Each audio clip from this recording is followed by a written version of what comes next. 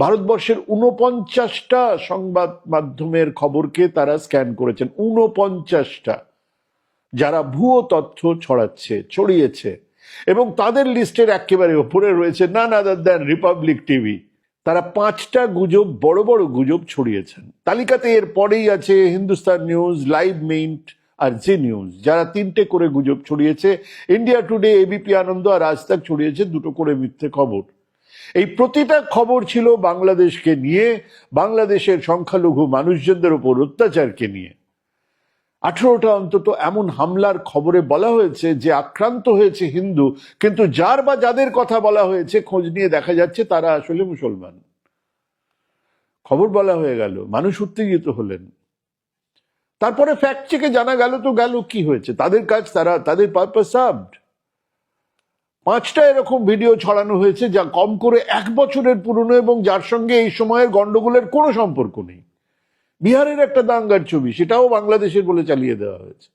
অন্তত 7টা ঘটনাতে ওই আগস্ট অভ্যুত্থানের পরে বিভিন্ন মুসলমান এলাকা, আওয়ামী লীগ কর্মীদের উপরে আক্রমণ, তাদের বাড়িঘর পোড়ানোর ভিডিও বা ছবিকে হিন্দুদের ওপরে নির্যাতনের প্রমাণ হিসেবে বলা হয়েছে, যদিও 7টা জায়গাতেই ক্ষতিগ্রস্ত মানুষজন মুসলমান সম্প্রদায়ের।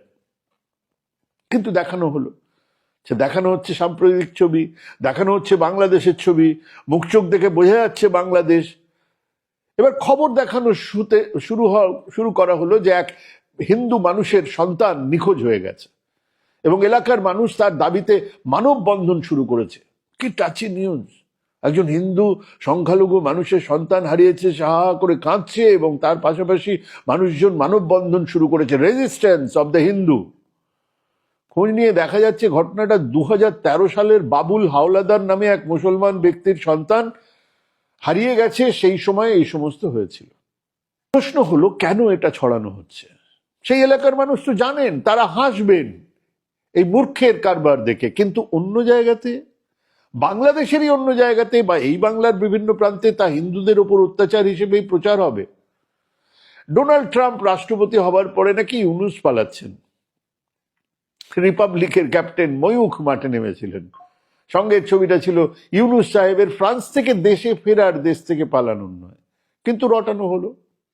যদি একটা ক্যাওস তৈরি করা যায়, 13 নভেম্বর করাচি থেকে চট্টগ্রাম এক জাহাজ এসে পৌঁছয় চট্টগ্রাম বন্দরে। বলা হয় 1971-এ এই জাহাজই নাকি অস্ত্র, কামান, বারুদ নিয়ে এসেছিল।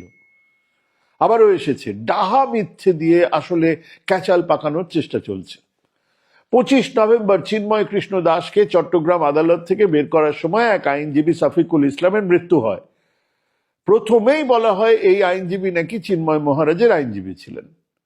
নাম বেরিয়ে আসে, ভুলটা প্রমাণিত হয়ে যায়। তারপর আরেকজনের হাসপাতালে শুয়ে থাকার ছবি ভাইরাল করে দেওয়া হয়, তার নাম রমেন রায়, তিনি নাকি আইনজীবী, তার ঘর ভেঙে দেওয়া হয়েছে এবং মধ্যখানে তার মাথা ফাটানো সেই ছবি হাসপাতালে দেখা যাচ্ছে। এদিকে চিন্ময় মহারাজের উকিলের নাম শুভাশিস শর্মা, ওই রমেন রায়ের সঙ্গে এই ঘটনার কোনো সম্পর্ক নেই। কারা ছড়াচ্ছে? নিশ্চিতভাবেই এপার থেকে ছড়াচ্ছে বিজেপির আইটি সেল ছড়াচ্ছে, কারণ খুব পরিষ্কার, তাদের বাংলাদেশের হিন্দু বাঁচলো না মরলো তা নিয়ে কোনো চিন্তা নেই, থাকার কথাও নয়। তারা চায় এই দেশে, বিশেষ করে পশ্চিমবঙ্গে, সাম্প্রদায়িক টেনশন, সাম্প্রদায়িক মেরুকরণ। গত কিছু নির্বাচন সাফ বলে দিচ্ছে যে হিন্দু ভোটারদের আর সামান্য 3-4% যদি বিজেপির ধারে নিয়ে যাওয়া যায় তাহলে মমতা সরকারের বিপদ অনিবার্য। মানে উত্তর পূবের 7 সিস্টারের দখল প্রায় নেওয়াই আছে, সেখানে হিমন্ত বিশ্ব শর্মা লাঠি চালাচ্ছেন। মণিপুর সেখানে ভাগ করে দিয়ে, দাঙ্গা লাগিয়ে দিয়ে সেটাও দখলে। বিহারে তো নীতিশের বকলমে বিজেপি রাজ্যপাট চালাচ্ছে, নীতিশ সরে গেলে সেখানে তো বিজেপিরই রাজ। উড়িষ্যায় এসে গেছে কবজায়, কেবল বাংলাটা এলে দৈর্ঘ্য প্রস্থে সমান হয়ে যাবে। বুঝেছ উপেন? এটাই উদ্দেশ্য। এবারে আসি দ্বিতীয় বিষয়ে, কোন মুখে আমরা অন্য আর এক দেশের সংখ্যালঘুদের অধিকার নিয়ে কথা বলবো? এরা দেশে দেশে মানবতাবাদের জ্ঞান দিয়ে বেড়ান। সেই রকম বসুধৈব কুটুম্বকম বলা আমাদের দেশে সংখ্যালঘুরা প্রতি ক্ষেত্রে আজ নির্যাতিত। তাদের ধর্মস্থান নিয়ে এক লাগাতার এমন প্রচার চলছে যে তারা আজ নিজেদের পাড়ার মসজিদটাকেই দুর্গ করে তুলছেন। একবার বলেছিলেন অযোধ্যার কথা, সেই সময়ে আমাদের এখানে প্লেসেস অফ ওয়ার্শিপ অ্যাক্ট পাশ করানো হয়, বলা হয় ঠিক আছে বাবরি মসজিদ বাদ দিয়ে আর কোথাও কোনো কথা হবে না, কিন্তু তারপরেও একের পর এক কথা তুলে যাচ্ছেন এবং অদ্ভুতভাবে এখানে পরিষ্কার বলা আছে যে সেখানে 1947-এর সময় যা ছিল তাই থাকবে। তো কোর্টে চলে যাওয়া হচ্ছে, কোর্টে গিয়ে বলা হচ্ছে যে ওখানে তলায় আমাদের মন্দির ছিল।